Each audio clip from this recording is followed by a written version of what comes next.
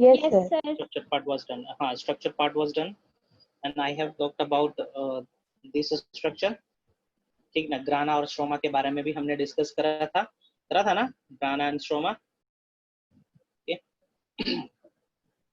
Function बताते हैं, function of ग्राना। Okay, ग्राना, ग्राना के पास छोटे छोटे से स्ट्रक्चर प्रेजेंट रहते हैं, दैट इज कॉल्ड थैलेकोइड। ठीक ना, ग्राना इज मेड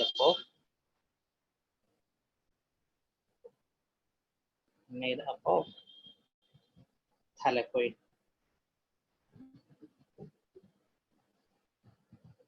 है ना, थैलेकोइड से बना हुआ है, ये रहा थैलेकोइड। ओके, थैलेकोइड, थैलेकोइड का फंक्शन होता है एटीपी बनाना और NADPH2 banana. Function of thylakoid, ठीक है, to break water into hydrogen ion, electron and oxygen। ये काम है किसका? ठीक है, थैलेकोइड के अंदर ये सब काम होते हैं, हाइड्रोजन आयन बनाना, इलेक्ट्रॉन निकालना और ऑक्सीजन निकालना। पानी का फोटोलिसिस होता है थैलेकोइड के अंदर। H2 is representing the light, hydrogen ion plus electron plus oxygen। Okay, ये निकला, करेक्ट है ना। Now this hydrogen and electron, इनका काम होता है अल्टीमेटली कि ये बना दे ATP और NADPH2। ठीक है, इनका काम होता है ATP और NADPH2 बनाना। ठीक है, ये ATP और NADPH2 they get used up in another reaction, they get used up in another step। ठीक है, वो कौन सा स्टेप होगा आगे बताएंगे, है ना। ये जो प्रोसेस जितना भी हो रहा है, इस प्रोसेस को हम लोग कहते हैं light reaction.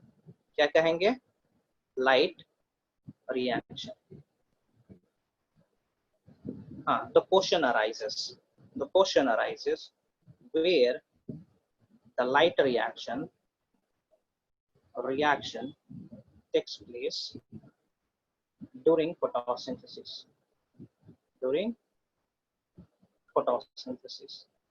Sir, granum.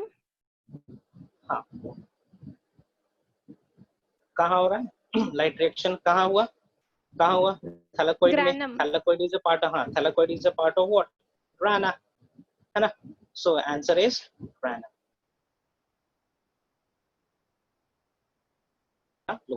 Okay, याद करने का शॉर्टकट तरीका निमोनिक्स बता रहे हैं, LG, लास्ट टाइम भी बताए थे।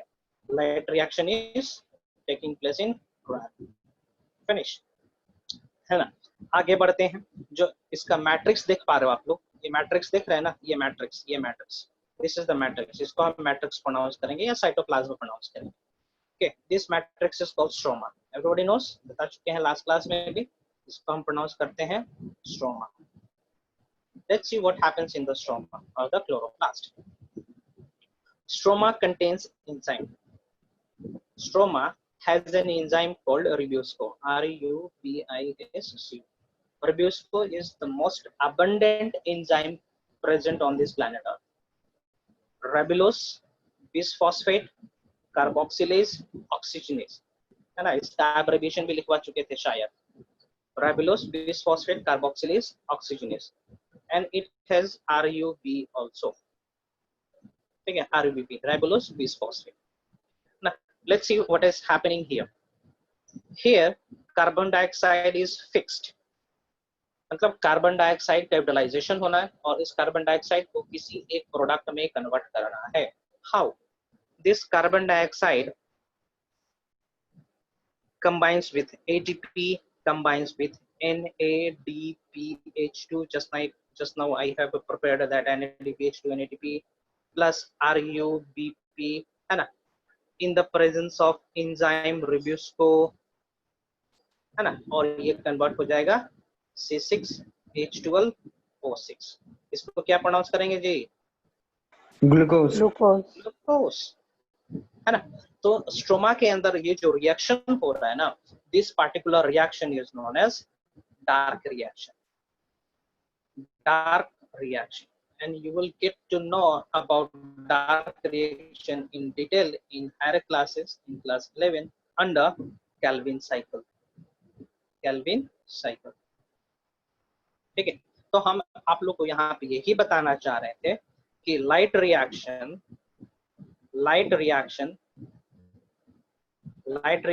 ग्राना में हो रहा है ना, एंड डार्क रिएक्शन कहाँ हो रहा है? स्ट्रोमा में हो रहा है। आप लोग के लिए ओलंपियाड तक ये क्वेश्चन, ठीक ना, आता है, इतना तक आप स्टडी कर सकते हो। You can omit this rubisco, NADPH2 ATP formation, है ना, ये सब आप ओमिट कर सकते हो। ओके, लाइट रिएक्शन इसलिए कहते हैं because this reaction is taking place in the presence of light. Dark reaction इसलिए कहते हैं क्योंकि इस रिएक्शन को होने के लिए लाइट का जरूरत नहीं है।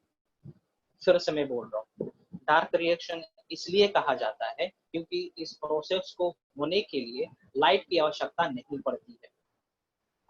Okay, that is why it is called dark reaction, ठीक है। डार्क रिएक्शन का मतलब ये नहीं है कि this reaction takes place during night time, okay, नहीं। दूसरा चीज, in order to perform dark reaction there is a requirement of this ATP NADPH2, चाहिए कि नहीं चाहिए? चाहिए। Can you tell me from where this ATP and NADPH2 are coming? तो देखेंगे कि ATP और NADPH2 आ रहा है यहां से,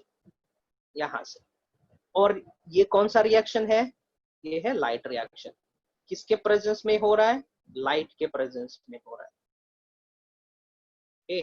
मीन्स डार्क रिएक्शन होने के लिए कुछ रॉ मटेरियल्स चाहिए, कुछ सपोर्टिंग यूनिट्स चाहिए, and these supporting units are the product of light reaction. कहने का मतलब जब लाइट रिएक्शन होगा तब ही डार्क रिएक्शन, है ना, तब ही डार्क रिएक्शन होगा। Dark reaction is totally dependent on light reaction, light reaction is independent, है ना, ये किसी के ऊपर निर्भर नहीं है, बस इसको लाइट चाहिए। लाइट मिलता रहेगा तो फोटोसिंथेसिस होगा, लाइट रिएक्शन भी होगा, डार्क रिएक्शन भी होगा।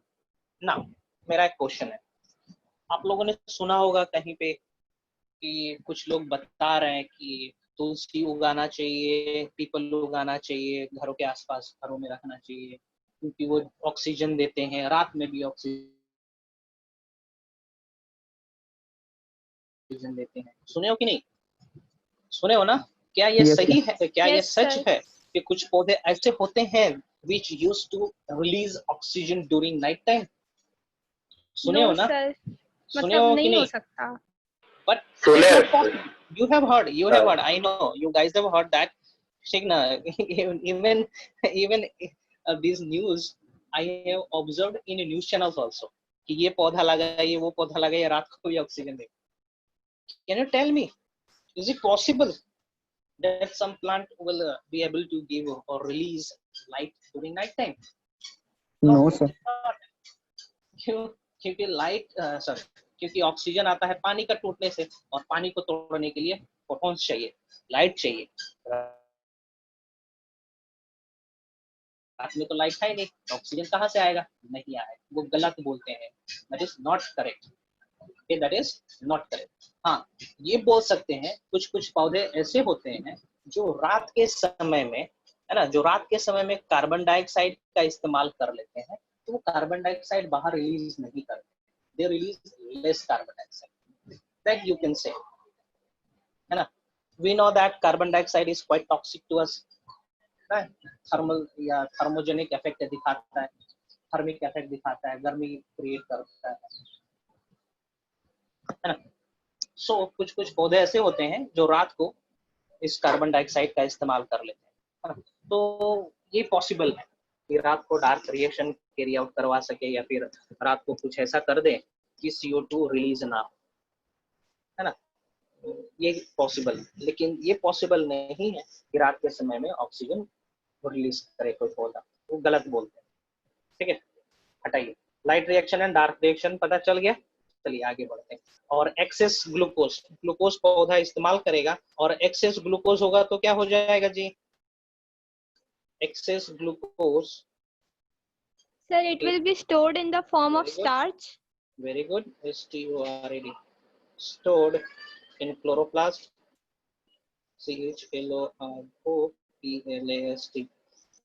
in the form of starch, starch के फॉर्म में ये स्टोर हो जाना है ना। चलिए खत्म करते हैं, ज्यादा कुछ नहीं डील करेंगे।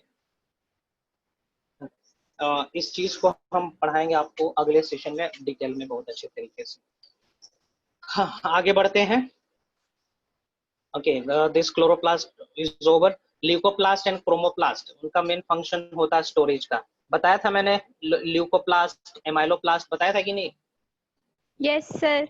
एमाइलोप्लास्ट, ठीक है, एमाइलोस शुगर, ठीक है ना, कार्बोहाइड्रेट को स्टोर करेगा, है ना। एलायोप्लास्ट, ये सब डिस्कस करेंगे। हटाइए, आगे बढ़ते हैं। चल भी डिस्कस राइबोसोम ना, राइबोसोम डिस्कस करें। Another cell organelle, that is ribosome. Ribosome is a membrane bound cell organelle or non-membrane bound cell organelle? Sir, non-membrane. Very good. It is non-membrane bound cell organelle.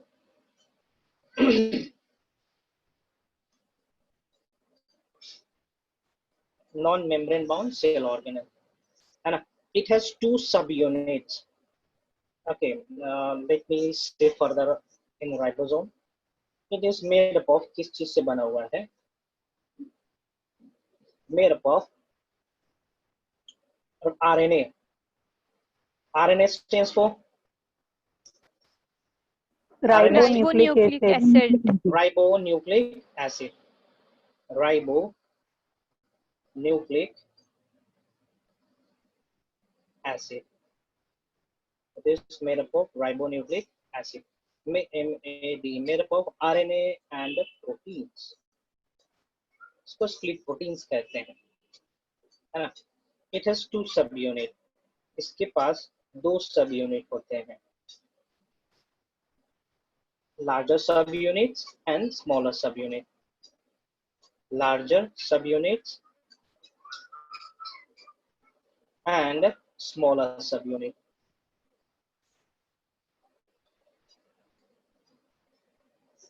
ठीक है, larger और small. I am drawing the diagram of, ठीक है, ribosome. ये रहा ribosome का structure. Okay, this green color is actually the RNA. जो green colour structure बना रखे हैं, that is RNA, ribonucleic acid. किस प्रकार का RNA? rRNA। इसको हम प्रोनाउंस करेंगे rRNA, that is ribosomal RNA, है ना। इस RNA के अंदर इंटैक्ट रहते हैं कुछ प्रोटीन्स, जिसको बोलते हैं हम लोग स्प्लिट प्रोटीन्स। ठीक है, इस स्प्लिट प्रोटीन जैसे हिस्टोन प्रोटीन्स बाइंड करके रखता है ना DNA को, उसी की तरह ये स्प्लिट प्रोटीन्स इस RNA को बाइंड करके रखता है। आपने डायग्राम देखा होगा बहुत सारे जगहों पे राइबोसोम का, वो डायग्राम कुछ इस तरीके से बनाया हुआ रहता है, देखे हो ना, इस तरीके से, है ना। Okay, many times you have observed ribosome in this format. इस फॉर्मेट में आपने राइबोसोम कभी देखा ही नहीं होगा। एक्चुअली राइबोसोम बनाने के लिए जो प्रोसेस होता है ना, ये डायग्राम बनाने का जो तरीका होता है वो ये सिंपल है। पहला वाला जो डायग्राम हम बनाए, it is quite simple to draw the ribosome, लेकिन एक्चुअल में राइबोसोम इस तरीके से होता है। इसके पास कोई मेम्ब्रेन नहीं है। यहाँ पे लग रहा होगा कि आपका ये मेम्ब्रेन है, लेकिन ये मेम्ब्रेन नहीं है। हमें बनाने में आसान लगा था, दो गोल खींच दिए हो गया राइबोसोम। एक्चुअली में राइबोसोम इस तरीके से रहता है, जो सेकेंड डायग्राम हम बनाए। ओके, आगे बढ़ते हैं, आगे बढ़ते हैं। Ribosome has two sub unit, the larger sub units and the smaller sub unit. इसको हम लोग कौन सा सब यूनिट बोलेंगे? ये हो जाए स्मॉलर सब यूनिट, ये है लार्जर सब unit, smaller. a smaller subunit or a larger subunit, they are joined together by magnesium ion. ठीक ना, इन दोनों को जोड़ने में मदद करता है Mg2 पॉजिटिव आयंस। ये इंपॉर्टेंट है आपका NEET purpose, NEET point of view से और एनटीएससी पॉइंट ऑफ व्यू से और कोई भी competitive exams point of view से, even it is asked in the ISPCS exam also. ठीक है, through which element the two subunits of ribosomes are joined together with the help of magnesium ion finish, है ना। चलिए आगे बढ़ते हैं। Ribosome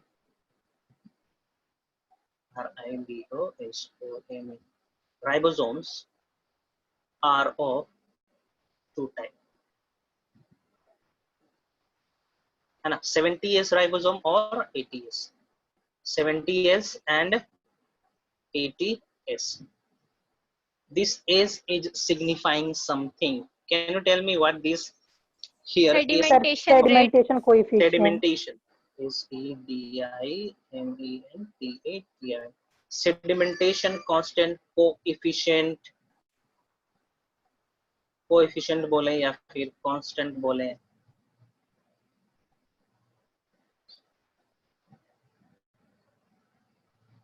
सेडबर्ग constant,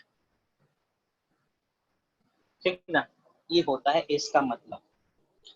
सी इसका मतलब हम आप लोग को बताए होंगे शायद प्रीवियस क्लास में, आई गेस क्लास 8 में बताए होंगे शायद आप लोग। Yes sir. you know centrifugation, दूध से दही नहीं, मतलब छाली को अलग करने का मेथड। नो नहीं, मक्खन निकालते हैं जो। हाँ सर वही, मतलब मेरा you वही know था। what is centrifugation process? Centrifugation process, centrifugation process का मतलब होता है कोई भी चीज को हाई स्पीड से सर्कुलर मोशन में रोटेट करवाना, घुमाना, है ना। कोई भी चीज को हम घुमाएंगे, फॉर एग्जांपल यहाँ पे एक container, okay, this is one container, इसके अंदर लिक्विड डाल रखे हैं, चीनी है और भी कुछ पार्टिकल्स, ठीक है। इसको हम रोटेट कर रहे हैं हाई स्पीड से, ठीक है, रोटेट कर रहे हैं, ठीक है। तो रोटेट करेगा, ये रोटेट करेगा। इसमें जो भारी वाला मटेरियल होगा, जो वेटफुल मटेरियल होगा, वो बॉटम की तरफ बैठता जाएगा ना, है ना। गंदा पानी लो, गंदा पानी को स्टीयर करो आप और छोड़ दो थोड़ी देर के लिए, तो जो भारी मटेरियल्स होते हैं वो धीरे धीरे नीचे सेटल डाउन होते हैं ना, लाइक दैट।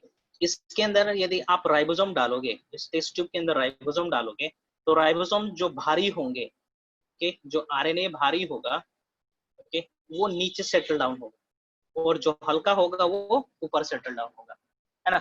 सो हमने क्या करा, इन राइबोसोम्स को टेस्ट ट्यूब के अंदर डाला, we perform centrifugation and observe that some of the ribosome is acquiring this place here, or some of the ribosome is acquiring place over here. जो राइबोसोम यहाँ नीचे की ओर प्लेस एक्वायर करा था, इसको हमने कहा ATS ना, और यहाँ पे जो एक्वायर करा था जगह, उसको हमने कहा था 70S, ठीक ना। और इससे हल्का जो होगा 60S इधर आएगा, 50S इधर, 40, 20, जितने हल्के होंगे वो ऊपर होंगे और जितना भारी होगा वो नीचे की ओर होगा। तो सेडिमेंटेशन, सेंट्रीफ्यूगेशन, सेडिमेंटेशन के बेसिस पे ये 70S और 80S दिया गया है। चलिए 70S और 80S करते हैं, 70S राइबोसोम और 80S राइबोसोम को थोड़ा डिटेल में स्टडी करते हैं। It is present in prokaryotes. Very good. Prokaryotes. Okay. And also in some of the cell organelles of, Mitochondria. and also in some of the cell organelles of eukaryotes, such as yes Himangi, mitochondria, CHONDRIA, mitochondria plural हो जाएगा। और अभी अभी जो हमने करा था, that is what, Plastids. Plastid, chloroplast, chromoplast, leucoplast, उसके अंदर होगा, है ना। चलिए ये ATS exclusively it is present in Eukaryotes. very good, present only in eukaryotes, present only in eukaryotes,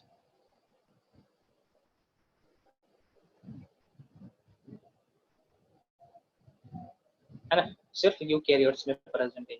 याद रखेंगे। हाँ, यदि क्वेश्चन पूछेगा कि एटीएस राइबोसोम कहाँ प्रेजेंट रहते हैं, प्रोकैरियोट्स, यूकैरियोट्स, इस तरीके का ऑप्शन होगा, तो आप एनालाइज करके आंसर देंगे। आप लोगों के लेवल में, बोर्ड लेवल में बस यही पूछेगा प्रोकैरियोट्स और यूकैरियोट्स। हायर लेवल में पूछ सकता है कि क्या ये प्रोकैरियोट यूकैरियोट दोनों में प्रेजेंट है 70s, तो आपका आंसर होगा हाँ, है ना, आंसर आपका यस होना चाहिए। इस तरीके से डील करेंगे। सो स्मॉलर यूनिट्स, हाँ चलिए देखते हैं। इसके कुछ 70s के और 80s के कुछ सब यूनिट्स है, स्मॉलर सब यूनिट और लार्ज सब यूनिट। जैसे कि 70s के सब यूनिट्स है 50s, 50 and 30. 30s, 30s, very good. और 80s का दो सब यूनिट्स हो जाएगा 60s 60s and and 40s. 40s. 40s। और इसका हम पिछला बार ये भी बताए थे कि इसको जोड़ना नहीं है ना, ये इंडिपेंडेंट एक एक आरएनए का वेट है, वजन है ना, सेंट्रीफ्यूगेशन वाले ट्यूब में अलग अलग जगह दर्शा रहा है यहाँ पे ना। एटीएस जब दोनों को बांध देंगे तो ज्यादा वजन हो जाएगा, नीचे आ गया, है ना। यदि छोड़ देंगे, फ्री छोड़ देंगे 50 दो आरएनए यूनिट्स को यहाँ पे, ठीक है ना, तो एक अपना जगह अचीव करेगा इंडिपेंडेंटली 60 के पास और एक 40 के पास यहाँ पे जाएगा। इसका मतलब ये नहीं कि दोनों को जोड़ देंगे तो 100 होना चाहिए, नहीं, वो यूनिट हम जोड़ते नहीं है। हाँ, इन दोनों आरएनए को यदि जोड़ दोगे तो ज्यादा भारी हो जाएगा दोनों के अपेक्षा, वो 80s वाला जगह अचीव करेगा। इसका मतलब ये है ना, इसका मतलब ये है। अच्छा, फॉर एग्जाम्पल 1 किलो का पत्थर है और एक 2 किलो का पत्थर है ना। 1 किलो का पत्थर है 1 केजी और 2 केजी का पत्थर आपने फेंका, 1 केजी का पत्थर फेंका 1 मीटर तक गया, है ना। आपने 2 केजी का पत्थर फेंका, ये मान के चलो 3 मीटर तक गया, 3 मीटर तक गया। अब मान के चलो आपने इन दोनों को जोड़ दिया, 3 किलो कर दिया, तो क्या ये 4 मीटर तक फेंकाएगा?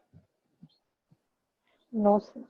नहीं ना, 4 मीटर तक तो नहीं जाएगा, है ना। और लेकिन हाँ, जरूर है कि 3 मीटर से थोड़ा दूर जाएगा। 3.5 हो सकता है, 3.2 हो सकता है, या हो सकता है 3 से कम जाए, है ना। तो इसको यहाँ पे जोड़ने वाला फंडा नहीं लाना है आप लोगों को। ओके, 50s 30s इस तरीके से इसका और फर्दर सब यूनिट्स हम निकाल सकते हैं। 23s, है ना। यदि हम और फर्दर सब यूनिट देखना चाहें तो प्रेजेंट रहता है इसके अंदर 23s, 16s, 5s, है ना। इसके पास और जो सब यूनिट प्रेजेंट है यूकैरियोट्स में, that is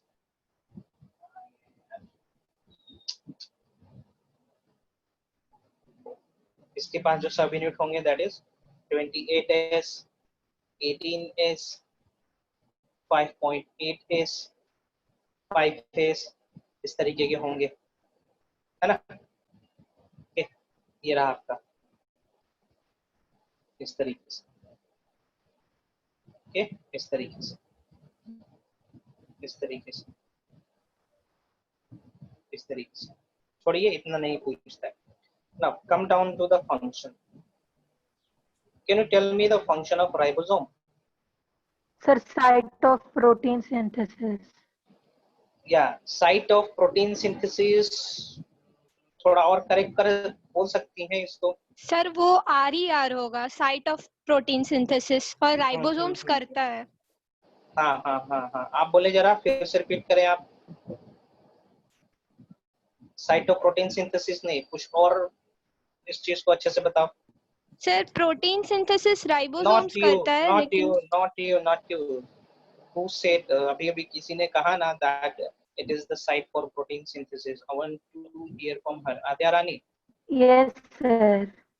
that it is not the site for protein synthesis. It is for protein synthesis. है ना? It participate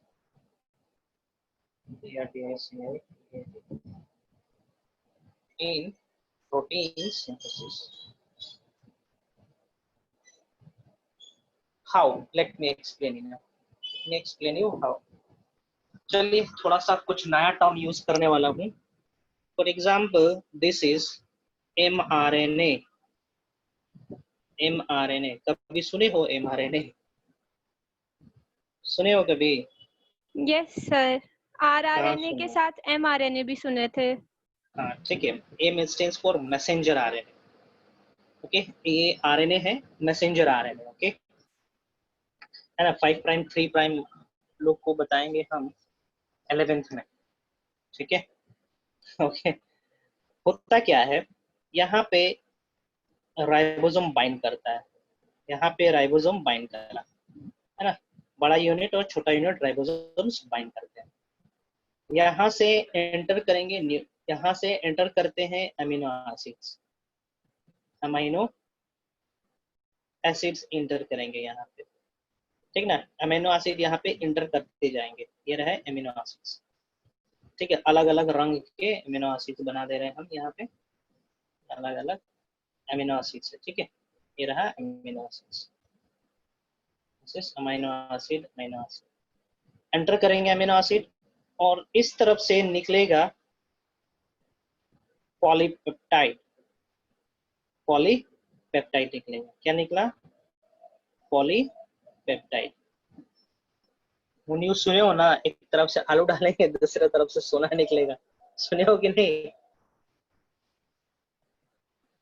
न्यूज सुने हो कि नहीं? एक तरफ से आलू Yes, डालेंगे तो sir. दूसरे तरफ से सोना निकलेगा. तो यहाँ पे हम क्या डाल रहे हैं? एक तरफ से अमीनो एसिड डाल रहे हैं तो दूसरे तरफ से क्या निकलता है? पॉलीपेप्टाइड निकला.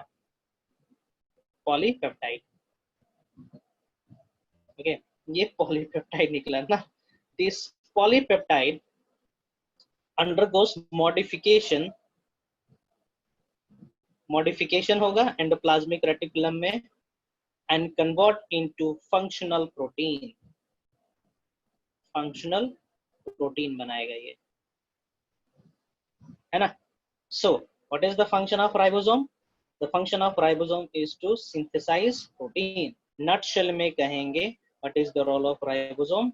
So the role of ribosome is to synthesize. Role of ribosome is to help in protein synthesis.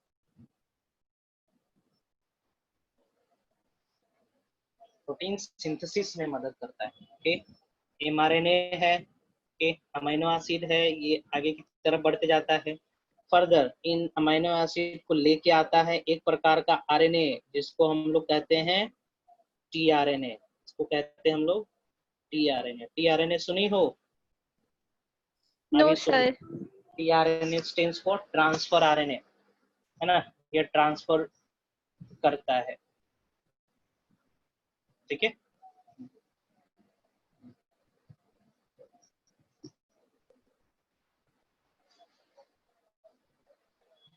चलिए आगे बढ़ते हैं.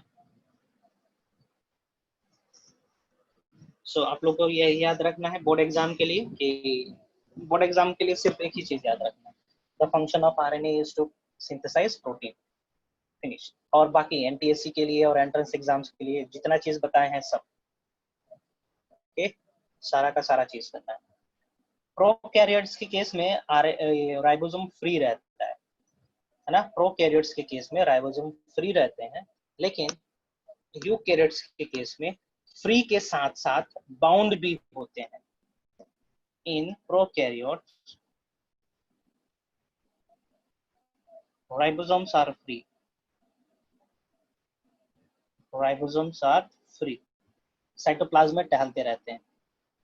In eukaryotes ribosomes are free as well as bound with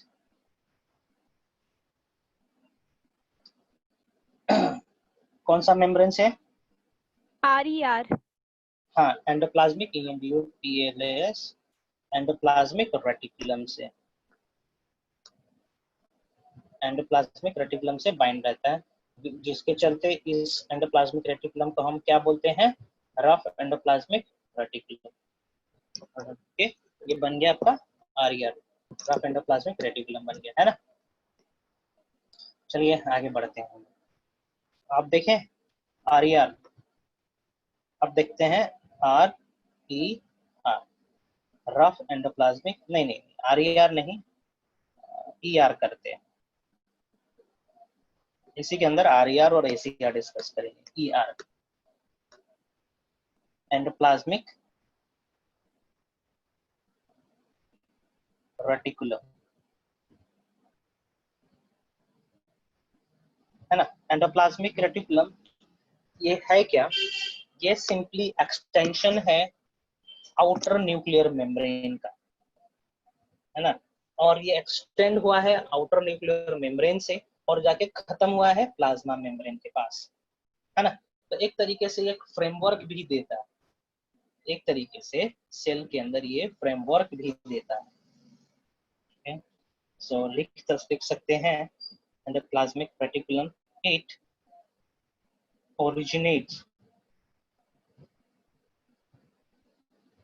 originates from the outer nuclear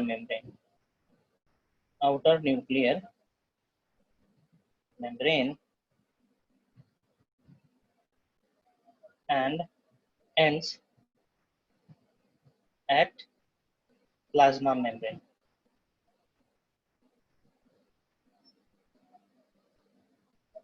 ठीक है, plasma membrane पे जाके खत्म होता है। देखिए हम डायग्राम बना रहे हैं यहाँ पे। For example this is nucleus और न्यूक्लियस का आउटर मेम्ब्रेन है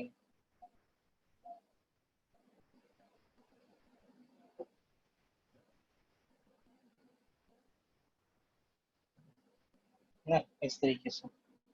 सो इस तरीके से एक एक्सटेंशन होगा आउटर मेम्ब्रेन का, सिर्फ इस तरीके से, है ना, इस तरीके से,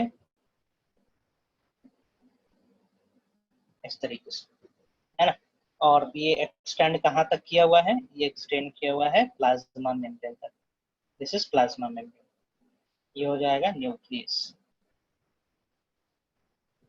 न्यूक्लियस, हाँ। This is endoplasmic reticulum. किसी एंडोप्लाज्मिक रेटिकुलम के ऊपर फाउंड रहेगा राइबोसोम, तो इसको क्या कहेंगे? इस पार्टिकुलर आर ईआर का नाम क्या हो जाएगा? Rough endoplasmic reticulum. Rough endoplasmic ठीक रेटिकुलम। ना, इस ईआर का नाम हो जाएगा, this is actually endoplasmic reticulum. और चूंकि इसके पास प्रेजेंट है राइबोसोम, तो इसका नाम हो जाएगा rough endoplasmic reticulum. Ribosomal endoplasmic reticulum नहीं, रफ। ठीक है, रफ मतलब अनइवन एरिया है, यहाँ पे अनइवन है। ठीक है, यहाँ पे कोई राइबोसोम नहीं है, दिस इज राइबोसोम। और किस प्रकार का राइबोसोम होगा जी? 70s और 80s? तो question arises. Sir ATS। Very good, it is 80s, है ना। ये 80s है, ये किसी सेल ऑर्गेनल के अंदर नहीं है, ये साइटोप्लाज्म के पास है। So it is 80s ribosome, correct, है ना। इसको हम लोग रफ एंडोप्लाज्मिक रेटिकुलम कहेंगे, रफ एंडोप्लाज्मिक रेटिकुलम। और ये जिसपे कोई राइबोसोम नहीं है, तो इसका क्या नाम हो जाएगा? Smooth rough. एंडोप्लाज्मिक रेटिकुलम हो जाना है ना। यही है फंक्शन, इन दोनों का structure. Now let's come to the function. Function पे आते हैं। फंक्शन, आरईआर का फंक्शन होता है प्रोटीन सिंथेसिस करना, प्रोटीन का प्रोसेसिंग करना। Synthesis and processing of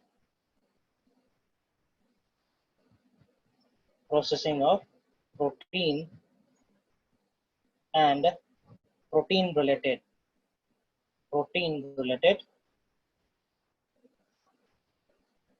biomolecules, है ना। प्रोटीन और प्रोटीन से रिलेटेड बायोमोलिक्यूल्स का काम करता है, उस पर वर्कआउट करता है, उसको बनाता है। ओके, आरईआर का। एसीआर का क्या फंक्शन हो जाएगा जी? स्मूथ एंडोप्लाज्मिक Sir, रेटिकुलम का manufacturing of fat molecules and lipids Yes. and also in हाँ, detoxifying poisons and drugs. ठीक है, जिसको हम लोग बोलते हैं डिटॉक्सिफिकेशन ऑफ जिनोबायोटिक्स। ये जिनोबायोटिक्स का डिटॉक्सिफिकेशन कहते हैं। ओके, एंडोप्लाज्मिक रेटिकुलम को अलग अलग नाम से भी पुकारा जाता है। ठीक है, नेसल्स ग्रैन्युल्स सुने हैं ना, नेसल्स ग्रैन्युल्स कहीं पे सुने हैं? नेसल्स ग्रैन्युल्स, नेसल्स ग्रैन्युल याद आ रहा है? नेसल्स ग्रैन्युल सुने हो कहीं पे? स्वयं, स्वयं, नो सर। ओके, सानिध्य, नो सर। स्मृति, नहीं, No, sir. Okay, Himangi, No, sir. आद्या, कोई नहीं सुना है नेसल्स ग्रैन्युल? सब जानते हैं इसके बारे में। Recall the diagram of neuron.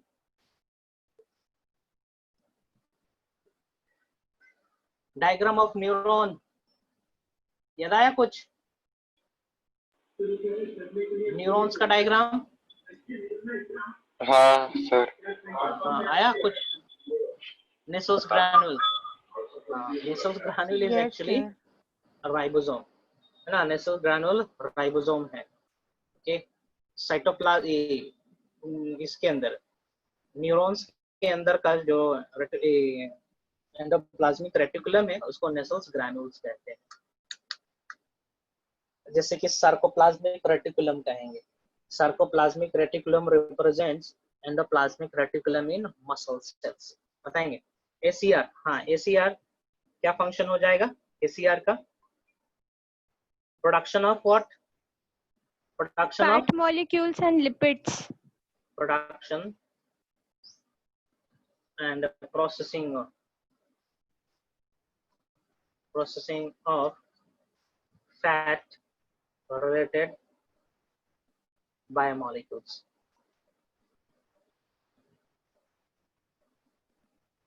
है ना? यदि मैं बोलूंगा एंजाइम्स वगैरह का प्रोडक्शन, एंजाइम्स वगैरह का मॉडिफिकेशन, एंजाइम्स का प्रोसेसिंग किस में होगा? एंडोप्लाज्मिक रेटिकुलम में या फिर सॉरी आरईआर में या फिर एसीआर में? Sir, SCR में। आरईआर में होगा, because enzyme लेकिन is made up of protein, enzymes Sir- are made up of protein। Sir SCR में सर फैट मॉलिक्यूल्स और लिपिड्स ही मतलब मॉडिफाई होके एंजाइम्स और हार्मोन्स बनता है ना? ना ना मेरे ना को ना लगा। ना ना ना ना, सर वो सब काम NCERT में होगा लिखा गोल्गी, था। वो सब काम होगा गोल्गी बॉडी, गोल्गी बॉडी के अंदर लिखा होगा। Okay sir. ना एंजाइम्स नहीं, एंजाइम्स का एंजाइम टर्म यूज करा गया होगा आपका इसके अंदर। एंजाइम का प्रोसेसिंग होना, एंजाइम्स का बनना रफ एंडोप्लाज्मिक रेटिकुलम के अंदर होता है। सर लिखा हुआ था कि सम अदर मतलब मेम्ब्रेन बायोजेनेसिस के बाद लिखा हुआ था कि some other proteins and lipids function as enzymes and hormones, कुछ ऐसे करके। हार्मोन्स हो सकता है इसके अंदर, ठीक है, हार्मोन्स होगा। एसीआर के अंदर हार्मोन्स होते हैं, because hormones are what? Hormones are nothing but they are complex lipids. Class 11 में पढ़ोगे आप लोग लिपिड वाले सेक्शन में। ठीक है, लिपिड को 3 भागों में बांटा गया है, simple lipid, derive lipid and conjugate lipid ना। Conjugate lipid, derive lipid and simple lipid. So जो हार्मोन्स होते हैं जैसे कि टेस्टोस्टेरोन, प्रोजेस्टेरोन, एस्ट्रोजन, ये सब सारे के सारे डेराइव लिपिड्स हैं ना, डेराइव लिपिड्स है वो सब। सो एंजाइम्स जितना भी प्रोसेसिंग फंक्शनिंग प्रोडक्शन होना है वो सब रफ एंडोप्लाज्मिक रेटिकुलम के अंदर होना है ना। Production and processing of fat related molecule. Fat related molecule कहने का मतलब हो जाएगा हार्मोन्स, ठीक ना, हार्मोन्स हो जाएंगे इसके अंदर आएगा। ठीक है, आगे बढ़ते हैं। डिटॉक्सिफिकेशन ऑफ detoxification of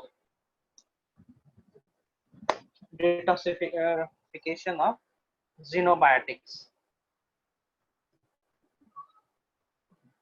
ठीक है, ज़ेनोबायोटिक्स, ड्रग्स, ठीक है, ड्रग्स हो गए, इनका डिटॉक्सिफिकेशन होगा, या फिर कुछ और केमिकल्स जो डाइजेशन के दौरान निकल रखा होगा, है ना। दवा खाते हैं हम लोग, उसमें बहुत सारे टॉक्सिक सब्सटेंसेस भी होते हैं, है ना। ये टॉक्सिक सब्सटेंसेस ब्लड से स्मॉल इंटेस्टाइन में अब्जॉर्ब होकर ब्लड में आते हैं, ब्लड के थ्रू लीवर में जाते हैं, लीवर हेपेटोसाइट्स में जाते हैं, हेपेटोसाइट्स के पास ज्यादातर ACR प्रेजेंट रहते हैं, स्मूथ एंडोप्लाज्मिक रेटिकुलम होते हैं, जहाँ पे इन सभी चीजों का डिटॉक्सिफिकेशन होता है, न्यूट्रलाइजेशन होता है। ओके, और कुछ फंक्शन इसमें बताना चाहेंगे मांगे? सर फॉर्मेशन ऑफ लाइसोसोम्स और गोल्गी बॉडी भी तो इसी का फंक्शन है। फॉर्मेशन गोल्गी बॉडी बोलेंगे क्योंकि फॉर्मेशन ऑफ लाइसोसोम्स होता है गोल्गी बॉडी से। ओके ओके, ये जन्म दे सकता है, गोल्गी बॉडी को ये जन्म दे सकता है, लेकिन लाइसोसोम को जन्म देता है गोल्गी बॉडी, ठीक ना। Endoplasmic reticulum can give rise to reticulum can give rise to, ठीक ना, गोल्गी बॉडी। और कुछ लाइसोसोम एक्चुअली में एक single membrane bound cell organelles है ना। उसके पास बहुत सारे एंजाइम्स होते हैं और ये बनता है गोल्गी बॉडी से। गोल्गी बॉडी से आता है।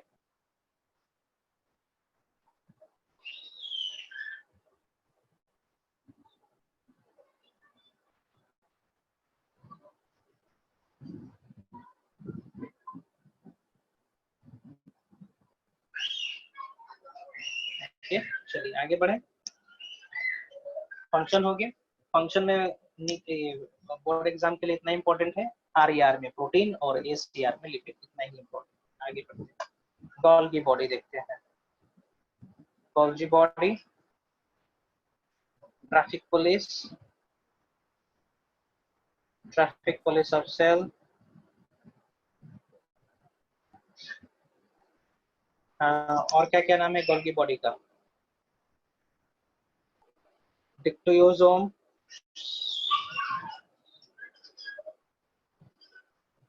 ओके, ये सब नाम है गोल्गी बॉडी का। गोल्गी बॉडी एक ऐसा सेल ऑर्गेनल है जहां पे प्रोसेसिंग और पैकेजिंग होता है बायोमॉलिक्यूल्स का। It is the site of processing and packaging, processing and packaging, है ना। फाइनली कोई भी चीज को फंक्शनल बनाना है तो वो फंक्शनल आके होना है गोल्गी बॉडी के अंदर, ठीक ना। Every functional molecule are matures here in Golgi body, है ना। गोल्गी बॉडी के अंदर आके उसका मैचुरेशन होना है। जैसे कि कुछ प्रोटीन्स होते हैं, उस प्रोटीन के ऊपर किसी चीज का एडिशन करवाना है, ग्लूकोज का एडिशन करवाना है, कार्बोहाइड्रेट का एडिशन करवाना है, या फिर किसी एलिमेंट का एडिशन करवाना है, मेटल्स का एडिशन करवाना है, तो वो सब होना है गोल्गी बॉडी के अंदर, है ना। मतलब कि बायोमॉलिक्यूल्स को फुली फंक्शनल बना देना है गोल्गी बॉडी के अंदर, और फुली फंक्शनल होने के बाद यहाँ से सिक्रीट किया जाता है साइटोप्लाज्म के अंदर। Okay, Golgi body give rise to lysosome. Okay, lysosome को भी जन्म देता है। लाइसोसोम खाली लाइसोसोम का जन्म नहीं देगा, एम्प्टी लाइसोसोम को जन्म नहीं देगा, तो उस लाइसोसोम्स के अंदर हाइड्रोलिटिक एंजाइम्स भी भर के देगा। तो ये हाइड्रोलिटिक एंजाइम्स कहाँ प्रोसेस हुए होंगे? गोल्गी बॉडी के अंदर प्रोसेस होते हैं। Okay, give rise to what? Lysosome. और कुछ खास फंक्शन तो नहीं है इसका, प्रोसेसिंग एंड पैकेजिंग याद रखेंगे। लाइसोसोम को जन्म दे रहा है। Golgi body is also single membrane, okay, single membranous structure. Golgi body is also single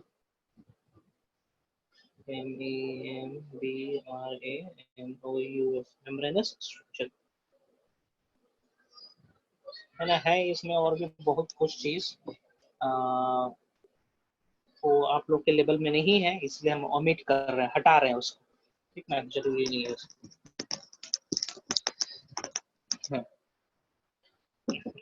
structure बना रहे हैं इसका, स्ट्रक्चर से क्वेश्चन आता है। गोल्गी बॉडीज का क्या वर्क होता है? सेल प्लेट मतलब कैसे बनाता है गोल्गी बॉडीज? वो बता रहे हैं सेल प्लेट का फॉर्मेशन कैसे करता है, that is modified form. Okay, बताएंगे इस तरीके से। ये रहा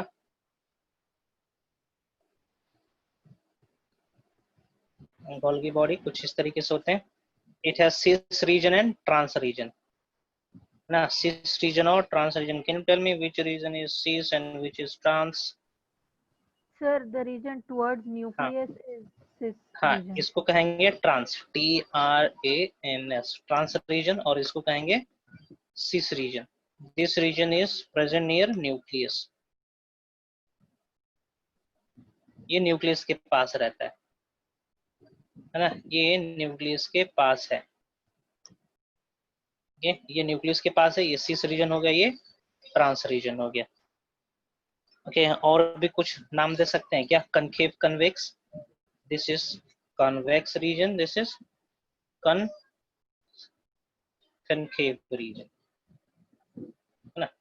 चलिए, यहाँ से ये जो आपका बल्गी पोर्शन दिख रहा है ना, ये धीरे धीरे बल्गी पोर्शन इस तरीके से कन्वर्ट हो जाता है, ठीक ना। बल्गी पोर्शन धीरे धीरे एक वेसिकल का रूप ले लेता है, इस तरीके से है। Finally it detaches from the main body and forms a independent vesicle, जिसको हम लोग प्राइमरी लाइसोसोम कहते हैं, प्राइमरी लाइसोसोम कहते हैं।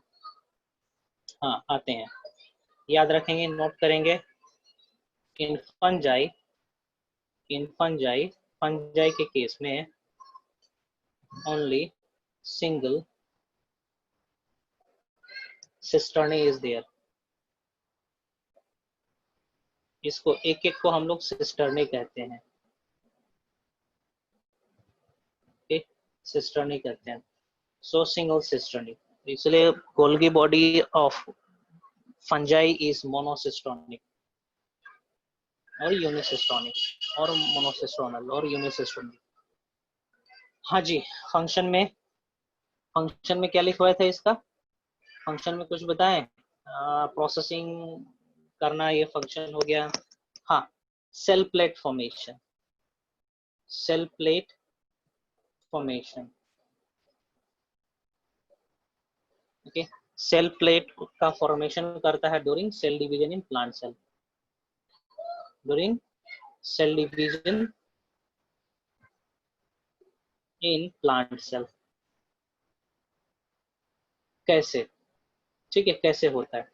फॉर एग्जाम्पल, ये रहा आपका सेल ना, दो सेल्स, दो कैरियर, दो न्यूक्लियस बन चुके हैं।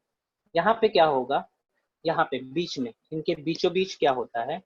यहाँ पे बीचों बीच ये गोल्गी बॉडी अलाइन होने लगते हैं। ये रहा गोल्गी बॉडी, ये रहा दूसरा गोल्गी बॉडी, ये रहा तीसरा गोल्गी बॉडी, इस तरीके से गोल्गी बॉडी अलाइन होने लगते हैं, ठीक ना। और फाइनली ये एक स्ट्रक्चर बन जाता है पूरे से एरिया में, जिसको हम लोग कहते हैं सेल प्लेट। इस तरीके से it is modified, it is modified and present in sperm lycium, sperm cell। ठीक है, mature Golgi body, sorry, modified Golgi body sperm cells में भी प्रेजेंट रहते हैं, ठीक ना। And they possess some enzymes जिसको हम लोग कहते हैं sperm lysine, modified and present in sperm cells, storing sperm lysine, LYSIN, sperm lysine, ठीक है। सो स्पर्म सेल्स में प्रेजेंट रहते हैं, स्पर्म लाइसिन बनाते हैं। और कुछ फंक्शन है?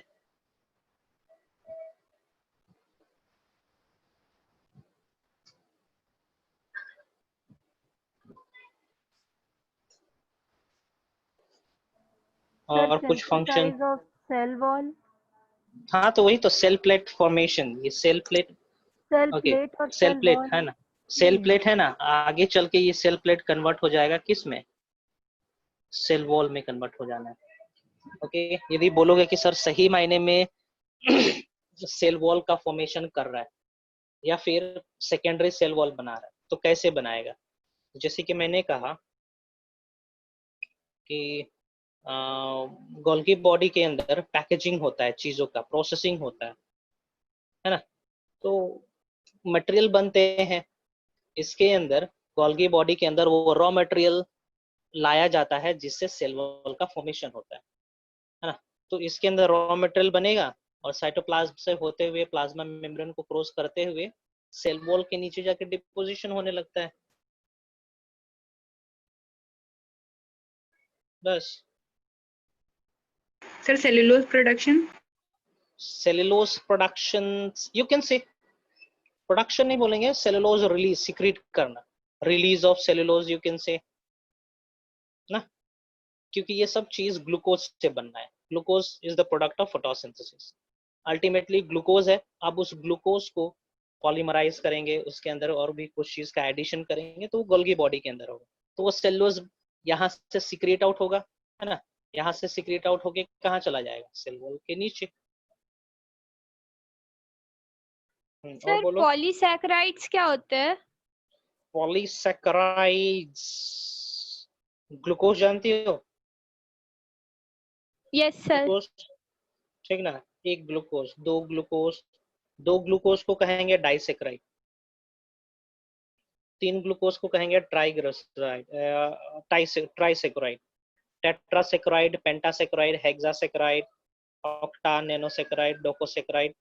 10 से जब ज्यादा हो जाएगा उसको हम लोग कहेंगे पॉलीसेक्राइड, समझी? Yes sir. सर जिम्नोस्पर्म क्या होता है? क्या क्या? जिम्नोस्पर्म? जी जिम्नोस्पर्म पे कहाँ पहुंच गया यार तुम लोग? Gymnosperm is not related with a sperm. Gymnosperm is Plant that have no, matrix. is a group name, है ना। Gymnosperm is a name of plant group जिसके पास फ्लावरिंग नहीं होती है, okay. Gymnosperm is a division, Gymnosperm is a division अंदर plant kingdom, okay. Sperm से लेना तो नहीं, वो सिंगल सेल नहीं है, ओके। और पूछेंगे, और पूछेंगे? सर हाँ बोलो। सर ईआर जो है वो मेम्ब्रेन बायोजेनेसिस में कैसे हेल्प करता है? मेम्ब्रेन बायोजेनेसिस में, मेम्ब्रेन बायोजेनेसिस में कैसे मदद करता है एंडोप्लाज्मिक रेटिकुलम? हाँ हाँ हाँ हाँ, ये तो क्लास 11 का है। सी, एंडोप्लाज्मिक रेटिकुलम कुछ इस तरीके से है ना, इस तरीके से है, मान के चलिए ये रहा स्ट्रक्चर, है ना। इस, ये जो मेम्ब्रेन देख रहे हो ये किस चीज से बना हुआ है एक्चुअली में? This is made up of lipid layer, है ना, ये लिपिड लेयर से बना हुआ है। और हमारा जो गोल्गी बॉडी का मेम्ब्रेन है, गोल्गी बॉडी का मेम्ब्रेन है और ये जो मेम्ब्रेन है दोनों सेम है ना, दोनों सेम है। तो बोल सकते हैं कि यही मेम्ब्रेन जो है मॉडिफाई हो जा रहा है गोल्गी बॉडी में, यही मेम्ब्रेन मॉडिफाई हो जा रहा है गोल्गी बॉडी में। एक चीज तो यहाँ पे मेम्ब्रेन बना। दूसरा चीज, मान के चलो कहीं पे प्लाज्मा मेम्ब्रेन रप्चर कर जा रहा है, वहां से वियर एंड टियर हो जा रहा है, टूट जा रहा है, तो हो सकता है कि यहाँ का सेगमेंट एक टूट के यहाँ पे जाए और रिप्लेस कर दे इसको। ठीक ना, वन मोमेंट। हाँ सुरेश बोलो, बोलो। हाँ हाँ, 6:30 बजे से।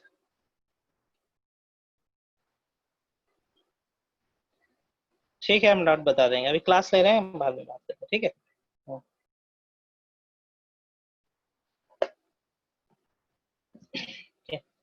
तो इसी तरीके से मदद करता है मेम्ब्रेन बायोजेनेसिस में। Membrane already it is membrane, इसका सेगमेंट थोड़ा सा टूट के जाएगा या फिर इसका मेम्ब्रेन ही कन्वर्ट हो जाएगा दूसरे सेल ऑर्गेनेल में।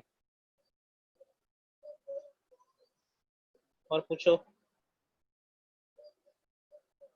सर एनसीईआरटी के लास्ट में क्वेश्चन दिया हुआ था कि लिखा हुआ था when a cell divides by meiosis it produces 4 new cells instead of just 2. The new cells only have half the number of chromosomes than that of the mother cell. इस पे सर लिखा हुआ है, can you think as to why the chromosome number has reduced to half in daughter cells? Question लिख के रखी हो कहीं पे? सर बुक में फोटो भेज दे। हाँ हाँ, okay sir. process of formation of new membrane by adding lipid, protein and other required materials. This is membrane biogenesis. ठीक है, एप्रोप्रिएट डेफिनेशन कहेंगे तो ये हो जाएगा, है ना। जैसे कि मैंने कहा यहाँ पे मान के चलो मेम्ब्रेन टूटा हुआ है तो उसको रिपेयर करने के लिए क्या होगा, एक प्रोसेस ये भी है, सेगमेंट टूट के चला जाए और इसको भरपाई कर दे, है ना। या फिर कभी प्रोसेस होता है तो उसमें भी एंडोप्लाज्मिक रेटिकुलम का कुछ रोल रहता है। एक चीज, दूसरा चीज ये है कि एंडोप्लाज्मिक रेटिकुलम प्रोटीन का सिंथेसिस कर रहा था, लिपिड का सिंथेसिस कर रहा था, है ना। ये प्रोटीन और लिपिड यहाँ पे जाके इस चीज को रिपेयर कर दे, या फिर ये प्रोटीन और लिपिड मिलके एक वेसिकल का निर्माण कर ले, ये भी एक तरीका हो सकता है ना। सो और एक चीज, यहीं से मेम्ब्रेन ना इन्वेजिनेट करके या फिर एक्सवेजिनेट करके एक ऑर्गेनल बना ले, बहुत सारा प्रोबेबिलिटी है इसका। मेम्ब्रेन बायोजेनेसिस का डेफिनेशन आप ये लिख सकते हो जो हम नीचे दिए हैं, है ना।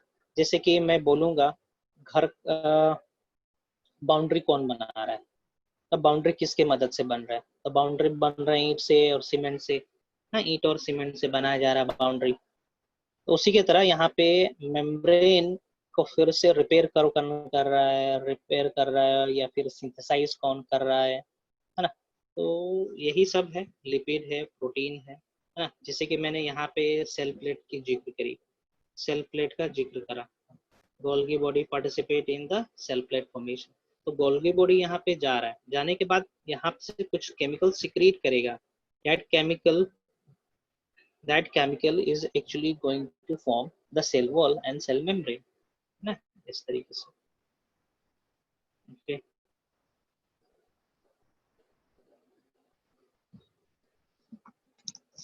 क्वेश्चन भेजी जी तुम? यस सर, व्हाट्सएप पर भेज दिए। कितना क्वेश्चन क्या है, कौन सा, कहाँ से कहाँ तक करना है? सर लास्ट 2 लाइंस में कैन यू थिंक, और उसका सर मतलब पृष्ठ कथा भूमिका ऊपर दिया हुआ है। कहाँ से कहाँ तक? The divide by 2 different process called meiosis. Sir, when a cell divides by meiosis. When a cell divides by meiosis, it produces 4 new cells instead of just 2. The new cells only have half the number of chromosomes than that of mother cells. Can you think as to why the chromosome number has reduced to half in a daughter cell?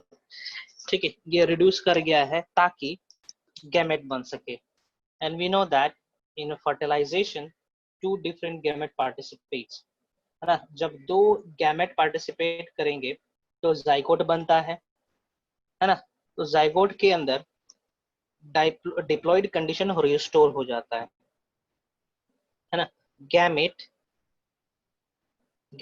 And gamete, एक होगा male gamete और एक होगा female gamete. For example this is male gamete and this is female gamete. यहाँ पे n number of chromosome है, यहाँ पे भी n नंबर ऑफ क्रोमोसोम है, ठीक है। पेरेंट के पास जो क्रोमोसोम होता है दैट इज 2n है ना। 2n डिवाइड होता है n में, फिर n में, देन 4n बन जाते हैं, 4n बनते हैं। यही कहा गया है ना, पेरेंट के पास 2n होता है लेकिन जो गैमेट बनता है it is reduced by 1/2 in gamete. क्यों हुआ? ये इसलिए होता है ताकि फर्टिलाइजेशन में पार्टिसिपेट करता है, पार्टिसिपेट करना होता है। 50% गैमेट आता है आपका मदर पेरेंट से और 50% गैमेट आएगा आपका फादर पेरेंट से ना। अब मान के चलो आधा गैमेट आया इधर से, आधा गैमेट आया इधर से, जब दोनों मिल जाएंगे तो ये फुल हो जाएगा ना। फुल हो जाने का मतलब डिप्लॉयड कंडीशन फिर से अचीव हो गया, डिप्लॉयड कंडीशन फिर से रिकवर हो गया ना, है ना। अब मान के चलो यहाँ पे हाफ होता ही नहीं है। फॉर एग्जांपल पेरेंट्स के पास 2n था, 2n ये रिड्यूस होता ही नहीं, 2n का 2n ही रह जाता गैमेट में भी। तो अल्टीमेटली ये जब कंबाइन करते तो जाइगोट बनता, तो उस जाइगोट के अंदर कितनी प्लॉइडी लेवल होती? 4 का प्लॉइडी लेवल रहता ना। इसका मतलब पेरेंट से 2 गुना ज्यादा क्रोमोसोम है इसके पास, है ना। तो हाफ इसलिए कन्वर्ट होता है, हाफ में इसलिए कन्वर्ट होता है कि during fertilization both the parent gives its genetic material। यदि दोनों 100% देने लग जाए तो 200% जेनेटिक मटेरियल आ जाएगा, which is not possible, है ना। तो इसीलिए 50-50 जेनेटिक मटेरियल इम्पार्ट करते हैं, देते हैं टू रेज ऑफस्प्रिंग, है ना। To recover its diploid condition the parents use to give only 50% of their chromosome. ये है इसका आंसर। समझ में आया? Yes sir. ठीक है। 50-50% देने का रीजन यही है कि 50-50 मिलेगा तो फिर बाद में 100% हो जाएगा। अब मान चलो 100 देते तो कितना हो जाता है? 200 हो जाता है ना, जाइंट बन जाते फिर हम, गोरिल्ला की तरह, उससे भी ज्यादा बड़े ऑर्गेनिज्म बन जाते, और उसका प्रोजनी और उससे बड़ा होता, उसका प्रोजनी और उससे बड़ा होता है कि नहीं है ना। लेकिन ऐसा होता नहीं है। ये मियोसिस क्या करता है? क्रोमोसोम को आधा घटा देता है, रिड्यूस करवा देता है मियोसिस, जिसके चलते प्रोजनी में भी जितना पेरेंट के पास क्रोमोसोम है उतना ही उसके पास भी क्रोमोसोम रहना है, बच्चे के पास भी उतना ही क्रोमोसोम रहना है। तो ये special type of cell division है, सिर्फ गोनाड्स में ही होता है, टेस्टिस और ओवरी में ही होता है। ठीक है। तो मेम्ब्रेन बायोजेनेसिस क्लियर है? मेम्ब्रेन बायोजेनेसिस कहने का मतलब नए मेम्ब्रेन का फॉर्मेशन करना with the use of lipid, protein etcetera material synthesized by endoplasmic reticulum, या फिर एंडोप्लाज्मिक रेटिकुलम इनवैजिनेट करके या फिर एक्सवैजिनेट करके नया वेसिकल्स बना ले, नया सेल ऑर्गेनल बना ले, उसको भी हम लोग मेम्ब्रेन बायोजेनेसिस के अंदर स्टडी कर सकते हैं, रख सकते हैं। ठीक है। और कोई और सर फोटोसिंथेसिस करने वाले प्रोकैरियोटिक बैक्टीरिया जो है वो क्लोरोफिल को कहाँ पर स्टोर करता है? प्लास्टिड के अंदर। सर प्रोकैरियोट्स में नहीं होता है ना प्लास्टिड? हाँ, उनके पास नहीं है, लेकिन क्या बोलते हैं, प्लास्टिक की तरह स्ट्रक्चर होता है जिसको हम लोग बोल सकते हैं क्रोमेटोफोर्स कहते हैं उसको। They are pronounced as chromatophores. ठीक है, क्रोमेटोफोर कहते हैं। क्रोमेटोफोर्स, CHROMATOPHORA, है ना। उनके पास ट्रू प्लास्टिड नहीं है, तो दे हैव क्रोमेटोफोर। क्रोमेटोफोर भी आपका मेसोसोम का तरह ही होता है। For example this is cell wall, तो इसके पास कुछ इस तरीके से इनवैजिनेटेड स्ट्रक्चर्स होंगे, इस तरीके से इनवैजिनेटेड, और इसी इनवैजिनेटेड स्ट्रक्चर्स के अंदर ना, इसी के अंदर क्लोरोफिल पिगमेंट्स प्रेजेंट रहेंगे।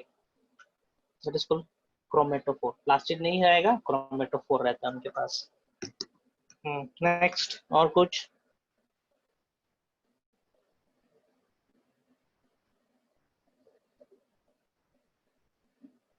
और कुछ कौन सर और बोन कुछ पूछना है? सेल्स के हाँ बारे में बोलो। कुछ बताइए ना। बोन किसके? सेल्स। Bone cells. क्या? Bone cells that is called osteocytes. Yes sir, इसके बारे में पहले कभी नहीं पढ़े थे तो बस तो पढ़ना पूछ है, लिए। आप लोग को क्लास 9 में हो ना? हाँ, आप लोग को पढ़ना है। बोन सेल्स, ऑस्टियोसाइट्स, कॉन्ड्रियोसाइट्स, ठीक है। कैल्शियम ज्यादातर प्रेजेंट रहता है बोन सेल्स में, फास्फोरस भी रहता है ना? पढ़ाएंगे।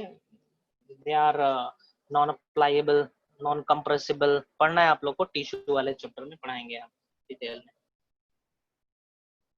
आज के लेक्चर में कुछ पूछना है? बाकी बुकलेट आपके पास है, पढ़ेंगे, उसमें से क्वेश्चन राइज करना है तो राइज करेंगे आप लोग, है ना? बहुत बेसिक चीजें हम बताए हैं और कुछ कुछ डिटेल में भी बताए हैं जो नीट लेवल और एनडीएससी लेवल तक होगा।